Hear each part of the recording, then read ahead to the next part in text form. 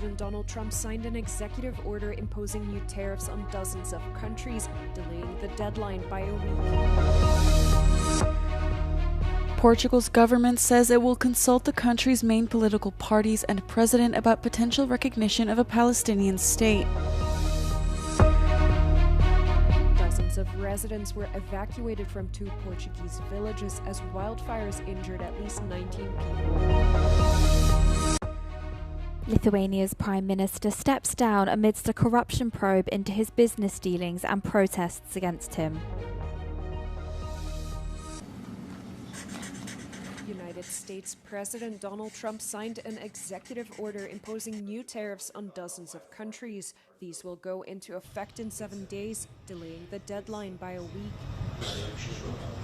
It comes as other countries have had the opportunity to negotiate tariff prices up until Trump's self-imposed deadline of August 1st. The Republican president had initially set a minimum 10% tariff on every country and additional levies on dozens who he deemed the worst offenders.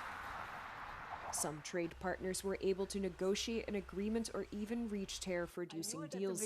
For example, the US President and European Commission President Ursula von der Leyen agreed on a 15% tariff rate for EU exports. Thank you.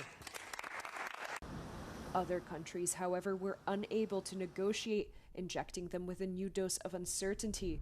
And for some, such as Canada, Switzerland, and Brazil, higher tariffs than initially promised were put into place. Ukraine's parliament overwhelmingly approved a bill on Thursday that restores the independence of 2 of the country's key anti-corruption watchdogs. It reverses a contentious move last week that curbed their power and sparked protests. President Volodymyr Zelensky, who signed the draft into law, said it was important that the government listens to public opinion. Last week's measure to place the watchdogs under the oversight of the Prosecutor General prompted an outcry from Ukrainians, the EU, and international rights groups. It raised fears that the government could meddle in investigations and potentially shield its supporters from scrutiny. Zelensky said he had taken note of the protests and decided to present a new bill to Parliament, underscoring that the Prosecutor General and his deputies cannot give orders to anti-graft agencies or interfere in their work.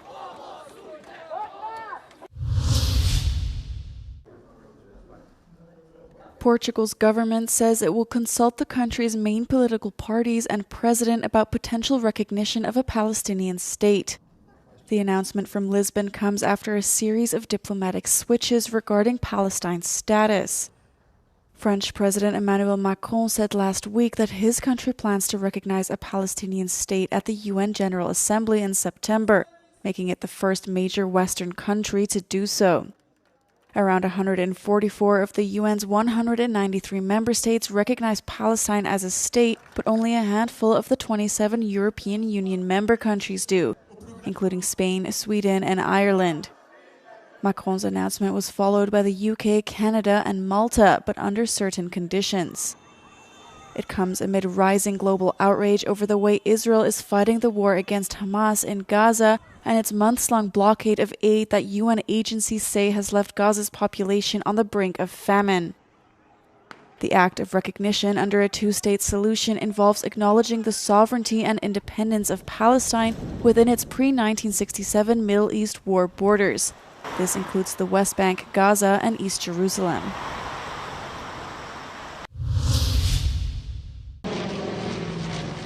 Dozens of residents were evacuated from 2 Portuguese villages as wildfires injured at least 19 people. Over 1,800 firefighters have been deployed nationwide. Há bocado estava mais calmo, mas agora isto de repente piorou muito. Os seus pais tiveram que sair Já mandaram sair agora a GNR. While waiting for help, local residents tried containing the blaze themselves. Já andamos aqui desde ontem aqui a vigiar. Ele não chegou aqui porque andava aqui perto também. Mas hoje parece que temos de atacar, senão ele acaba por queimar tudo. The blaze in Ponte da Barca remains the most concerning hotspot, with dozens of people being evacuated from their homes in rural areas of Sobredo and Paradela. And in Aruca, the fire has since been contained, but the blaze burned over 4,500 hectares of forest. Local weather institutions have warned for a severe hot weather episode expected to last until next week, with temperatures forecast ranging from 36 to 44 degrees Celsius.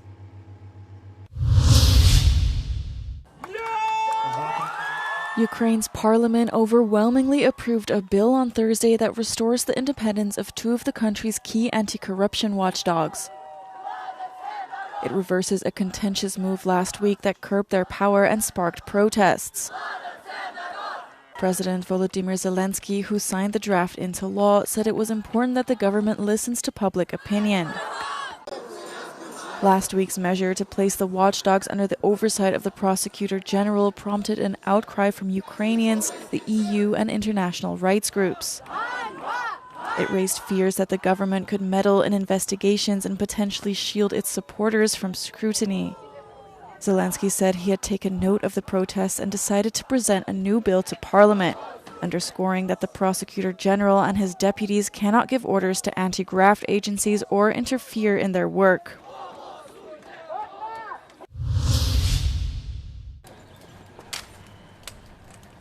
Lithuania's Prime Minister Gintautas Paluckas stepped down on Thursday after an investigation into his business dealings and protests in the Baltic nation against him. Paluckas has been in government since late last year as the head of the centre-left Social Democrats in a three-party coalition. His entire cabinet is now expected to also resign, potentially leaving the country without an effective government. New coalition talks are expected soon. The former leader has faced multiple scandals over his business dealings. An investigation revealed he never paid part of a significant €16,500 fine for mishandling Vilnius's rat extermination services. Paluckas has denied the allegations and labelled the criticism a coordinated attack by his political opponents. The European Commission has found the Chinese e-commerce platform Temu has fallen foul of its laws on stopping the sale of illegal products. The Commission says the platform does not properly assess the risks of illegal products it sells on its website, including baby toys and small electronics. The rules fall under the Commission's Digital Services Act, or the DSA. The DSA is one of our tools to protect consumers across Europe. To protect them from what when it comes to online marketplaces? Illegal products that are sold online. Algorithmic content that is thrown at you and that you don't even determine if you want to see it or not. When it comes to, for example, advertisement or gamification of certain systems on these online platforms. These are risks that we need to mitigate to protect our consumers online. So far, the Commission has opened proceedings against 10 online platforms. There are ongoing procedures against Chinese platform TikTok on how it manages the addictive design of its videos and potentially harmful content for users. Further investigations have been opened against X over whether it complies with obligations on the dissemination and amplification of illegal content. Meta platforms Instagram and Facebook are also under the microscope over how well they protect minors, as well as their commitment to election integrity. Adult sites such as Pornhub are being examined on what safeguards they use to protect minors. The Commission has already found platform AliExpress in breach of its laws. What is at stake? I will put it very simple. Is the safety of consumers. Because when consumers buy something online, they expect it to be safe. They don't wonder whether there are illegal chemicals being used in the production of these goods, or whether a certain product or household appliance might explode, or that a kid might choke with a toy. They expect the product to be safe, regardless of how cheap it might be, but they expect to be safe. According to consumer organisations, the challenge now is how best to enforce laws set out by the DSA in practice. The legislation has been in place for nearly a year and a half, and so far none of the Commission's probes have concluded and no sanctions have yet been imposed.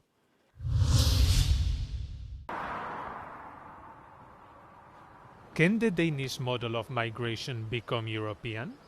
For years, Denmark was considered the black sheep of migration policy because of its highly restrictive approach to asylum rights.